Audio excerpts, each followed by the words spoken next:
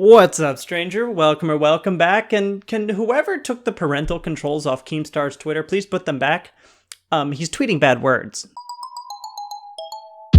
Keemstar. You may know him as the face of the channel Drama Alert, the self-proclaimed #1 source for news on social interactions in online entertainment. You may also know him as the guy who encouraged his viewers to use racist slurs. Or maybe you know him as the guy who told a terminally ill patient that he couldn't wait for him to die. Or it's even possible that you know him as the guy who was called out by Jake Paul for body shaming Erica Costell. Do you know how badly you have to mess up to be called out by Jake Paul? You just made me agree with the guy who thinks that coronavirus is a hoax?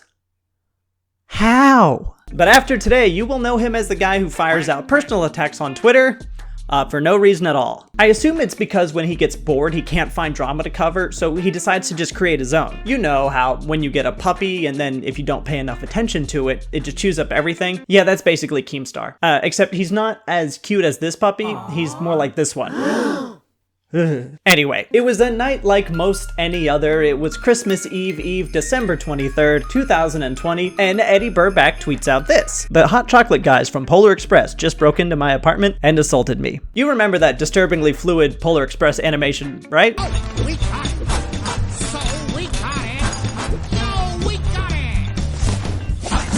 Ugh. This is a bizarre tweet to be sure, but it's pretty on par with the things that Eddy Burback tweets out. I thought it was funny, but it's pretty niche humor, and you'd think anyone that didn't think it was funny could just keep scrolling, right? You wouldn't think there was any kind of a need to attack anyone's career or their audience, unless you're Keemstar, of course, in which case it's not only necessary to attack those things, it's like some sort of civic duty. He retweeted it, saying, "Not to throw shade or anything, but Eddy Burback has always been a talentless hack pandering to neckbeards on Reddit whose only skill is networking with Gus Johnson." What? Why? What's the point? There wasn't even a dispute between these two that I'm aware of. There's out of left field, and then there's this tweet. Yeah, exactly. I don't get the point of this tweet. So Eddy responds back, LMAO, and ratios the shit at Keemstar. It had almost 10 times the amount of likes as Keemstar's original tweet. This is made even more impressive when you look at Keemstar's follower count and then Eddy's, because Keemstar has almost 10 times as many followers as Eddy does. And Eddy still ratios him by 10 times? Collectively, that makes this burn, 100 times more intense, because that's how math works. And if you disagree, I'm going to hire an anonymous astrophysicist from Harvard to prove you wrong, because apparently that's all the rage these days. I hired a professional statistician with a PhD that is an active astrophysicist to write an analysis, and I'll be going over parts of that analysis today. Eddy isn't done though, he comes in for round 2. But to show utmost disrespect, instead of replying to Keemstar's original tweet, he just replies to his own tweet and still ratios Keemstar. He says, "Keem is just very upset I didn't follow him back last year." Which is just a wonderful way of brushing him off as if he's beneath you, which he is. But Keemstar isn't one to stop making a fool of himself once he started. And so to this end, he tweets back, "I don't remember that at all. I do remember saying to myself, this guy is really not funny. Why does he keep doing that fake stuttering gimmick? I don't think this guy has an original thought in his brain. It seems like he's just agreeing with whatever Reddit says." I don't remember that at all is a terrible argument for anything. The defendant has been accused of reminding the teacher to give out homework when she had forgotten. How do you plead? I don't remember that at all, Your Honor.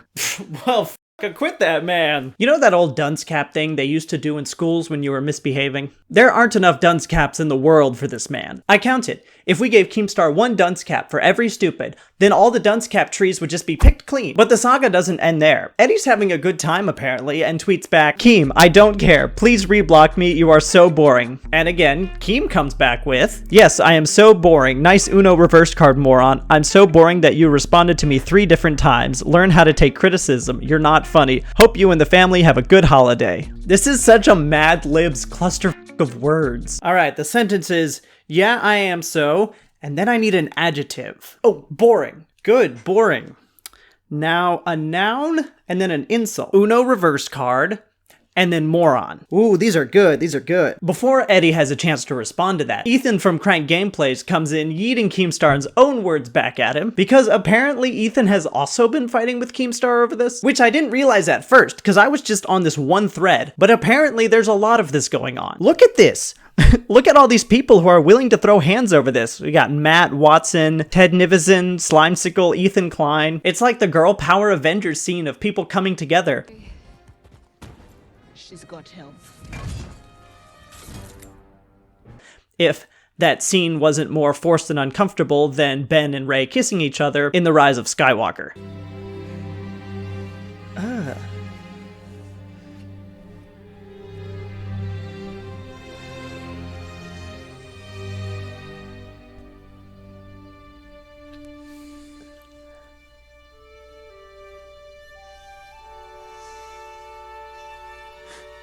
Who the f signed off on that? But let's back up a little from this hilarious internet beatdown of Keemstar to ask the more important question. Why? Like, what's the point of any of this? What the f is this unprovoked attack, Keem? Yeah, Chad's got a good point. You're being called out by a guy named Chad whose Twitter handle is anything for views, and even he wouldn't stoop this low. Keemstar responds, me, unfortunately, watching his content. What does that mean? The question was, what is this unprovoked attack? And the answer was, me, unfortunately, watching his content. That doesn't make sense. That answer's not relevant to the question at all. If his content is so bad, just don't watch it. Look, I'll even show you how. All you have to do is be on youtube.com, okay, and not type in Eddy Burback. That's all. That's it. That's all you need to do. Right here in the search bar, you may type anything in the world, except, and there's just one exception. Do you remember what it is? Eddy Burback.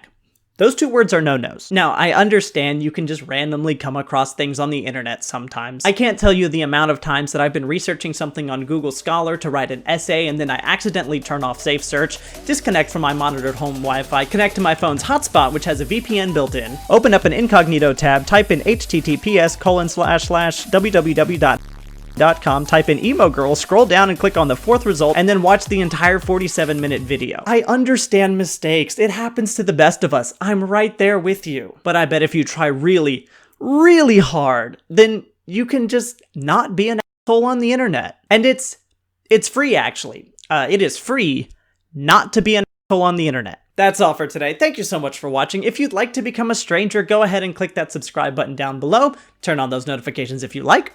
I call my subscribers strangers because you watch my videos, and that's pretty strange. Catch you all next time.